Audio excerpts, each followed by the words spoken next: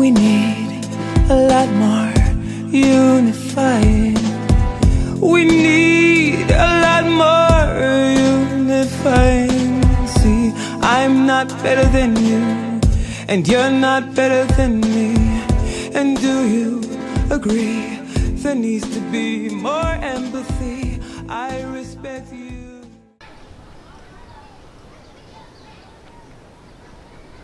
Hi, this is Rachel. I'm going to be talking a little bit more about the words on this shirt. My words will give you something to remember. The shirt is an original shirt by Diamond Cash, who you can find at www.diamondcashincentives.com, all one word. All right, now, so I'm a singer, I'm a songwriter, creator, human. Okay, my words will give you something to remember. So I want to say 98% of the times I'm writing my own material. When I'm not writing my own material, it's because someone maybe came to me with a hook and said, hey, I have you in mind for this hook, write your verses around it or something, right? That's the exception. Okay, my words will give you something to remember are words that I actually think every human being should kind of have in mind, even if they're not necessarily saying the words. You always should be, I think, thinking of what you're saying, how you're saying it, why you're saying it, right? But as an artist, I actually think you have a unique responsibility, and a lot of artists are, they sort of shy away from this. I was actually at an open mic last Sunday, and we got on the topic of, what's party music? Is it damaging? And some of the people said, well, you know what? It's the parents' responsibility, which I agree, right? But as you know, parents are out of the house, they're working, right? And so we're sort of open to society, as you will. They instill certain things, and then you're left to the world. With that being said, I do think the artist has a unique responsibility that they should not disregard. Your words do give people something to remember, whether you like it or not, right? If I'm listening to a song and they're saying, oh, I've got, 3 hoes and da-da-da, you see people emulating that sort of thing where they think that's cool, right? For me, when I'm writing, I am thinking like, God, I want people to be inspired by this. I want them to be encouraged by this. I want them to cry to this, right?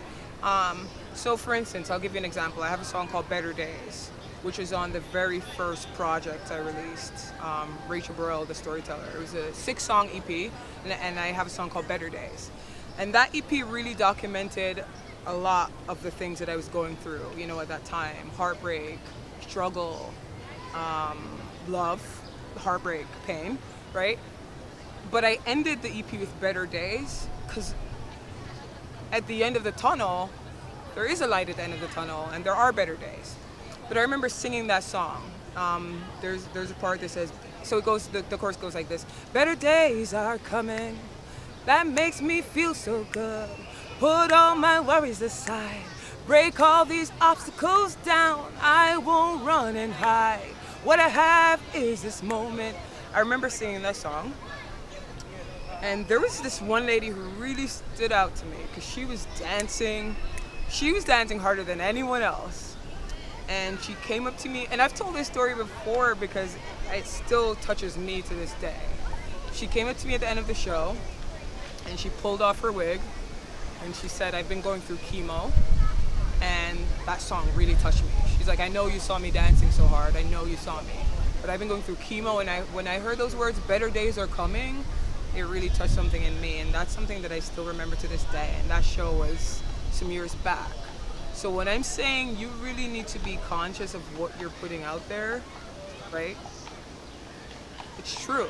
It's true. You don't know whose life you could be saving. You don't know who you could be encouraging. And when I say this, I'm not saying, yeah, it's fun to write party lyrics where it's like, yeah, let's go have a fun time with the girls, because sometimes that's needed, right?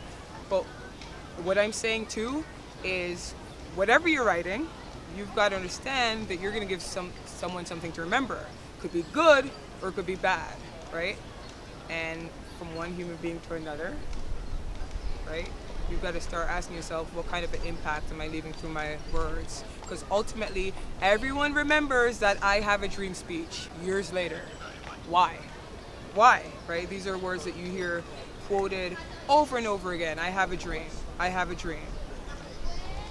Because it inspired people. It inspired people and still inspires people to want to be better, right? You think of songs by Bob Marley, right? Redemption song, right? Why do we remember it? Why do they have the legacy that they left behind? Because I think these are artists and people that were conscious of the words that they were saying, that you're going to give people something to remember you by, right? So I encourage you, I encourage myself to think of now, but think of the bigger picture. What kind of legacy do you want to leave now and years to come, right? How do you want people to remember you by? So when you think of my words will give you something to remember, think of something positive. Think of something positive. Because truly not everyone knows how to bounce back from a negative word. Some people, spiral completely out of control for it, and some people are strong enough to either have a strong support system or the way their mental set up, like, no, forget that, I'm going to push through, right? But ultimately, when I think of, the great ones, Martin Luther, Malcolm X, Langston Hughes, right? Whitney Houston, her words in her songs touch me. When you're thinking of any of these things, these are people that left a legacy. You're not going to forget about these people. They left a legacy, and if you want a legacy, and you should, that's why we're here, then start thinking about your words, start thinking about your actions, and those two things go hand in hand, because your actions should back up your words, and your words should back up your actions. So Diamond Cash, thank you for inviting me to come out and talk about the quote in your shirt. It's my absolute pleasure. Again, you can find that shirt and more shirts at www.diamondcashincentives.com. Again, my name is Rachel Burrell. Thank you so much. Second thing is, like I said, one of my favorite and all-time artists is Whitney Houston. And then when you think of the song Greatest Love of All, where she literally is like, if I fail, if I succeed, at least I lived as I believed.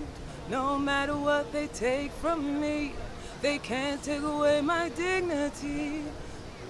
When you think of those words, I mean, it's everything. It's everything. And like I said, that song came out when I was still a little girl, but hearing someone saying the greatest love of all is loving yourself, because it starts with you. When you love yourself, I actually truly believe that when you love yourself, the kind of words that you're saying to people to give them something to remember are powerful words, are uplifting words, are encouraging words. Because if you love yourself, you don't want to hurt other people, right? You want them to be the best version of themselves, like you are of you, right? Also, when I think of songs that have inspired me and that really gave me something to remember, is Michael Jackson, They Don't Care About Us. I feel like that song wasn't as mainstream as probably some of his other songs based on the things that he was tackling, although if you listen to a lot of Michael Jackson's songs, they sort of took on issues in even subtle ways that really need to be spoken about.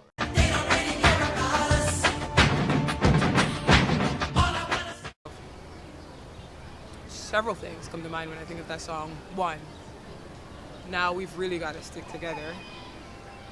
Two, why? Why don't they care about us? Is it because they don't understand us? Is it because they're afraid, right? And then someone that I mentioned earlier, Martin Luther King. I have a dream that one day, we can come together in paraphrasing, right? It's the best case scenario is unity. I do think we are all one. I've said that in a song. I do think we're all one, and we have more things in common than we have that are different, right? So those are off the top of my head when I'm thinking of Maya Angelou, Still I Rise. For me personally, I won't get too personal, but my life has been probably more than I think, and everyone goes through stuff, but I obviously can talk about my life. I've been probably through hell and back. When you think of, so for me, when I think of Still I Rise, that resonates personally, because I'm proud of myself. I'm proud of myself. I've always found a way to get up, get up, get up, get up, get up, get up, get up. And I encourage you that's listening and you that's watching to do the same. That's the words I'm going to leave you with, and something to remember. Get up, right? Get up. There's a song that has a chorus that I sing that says, they keep telling us to get on down, they keep telling us to get on down, get up, right? So you get knocked down, that's human, and maybe you stay down a bit, but get up. And that's the words that I want you to remember, is to get up, fight on, go forward. I think just the laws of nature is that if you keep going, then ultimately it has to meet you at some point along the road. So therefore it will work out. Said something to me that still sticks with me now.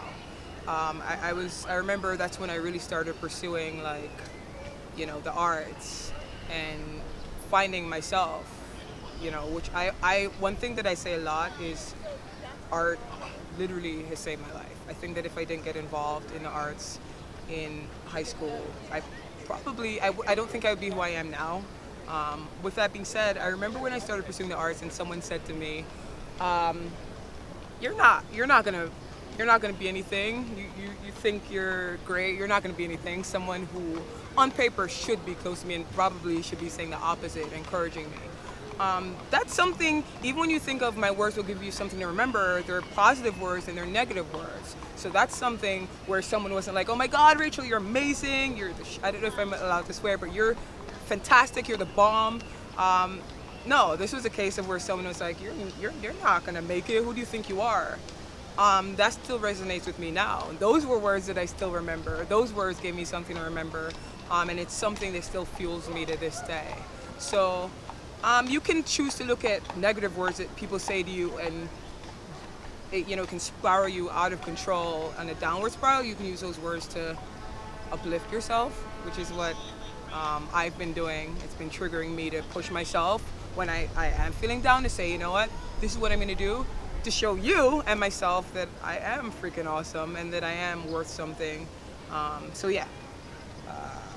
So to wrap this up, your words do matter.